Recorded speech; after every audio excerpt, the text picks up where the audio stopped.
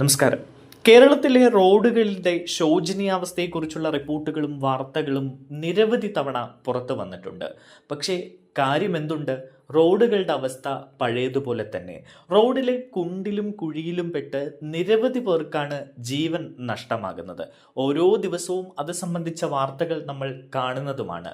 എന്നാൽ ഇതിലൊന്നും കുലുങ്ങാത്ത അവസ്ഥയാണ് അധികാരികൾ. എന്നാൽ ഇപ്പോൾ സംഭവിച്ചിരിക്കുന്നത് ഹൈക്കോടതി ജസ്റ്റിസ് ദേവൻ രാമചന്ദ്രന്റെ വാഹനം തന്നെ അപകടത്തിൽപ്പെട്ടു എന്നതാണ്. തൃശൂർ കുന്നംകുളം റോഡിൽ മുണ്ടൂർ മഠത്തിന് സമീപം റോഡിലെ കുഴിയിൽ വീണാണ് ജസ്റ്റിസ് ദേവൻ രാമചന്ദ്രന്റെ വാഹനം അപകടത്തിൽപ്പെട്ടത്. അപകടത്തിൽ ആർക്കും പരിക്കില്ല. തലനാരിഴയ്ക്കാണ് രക്ഷപ്പെട്ടത് എന്നാണ് ജസ്റ്റിസ് ദേവൻ രാമചന്ദ്രൻ പറഞ്ഞത്. അപകടത്തിൽ വാഹനത്തിന്റെ ടയർ പൊട്ടി.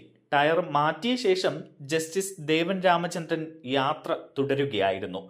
കോഴിക്കോട്ടേക്ക് യാത്ര ചെയ്യുന്നതിനിടയിലാണ് ഈ സംഭവം ഉണ്ടായത്. തൃശൂർ കുറ്റിപ്പുറം റോഡിലെ മുണ്ടൂർ മുതൽ കുന്നംകുളം വരെയുള്ള ഭാഗം ഏറെ നാളായി ശോചനീയാവസ്ഥയിലാണ്.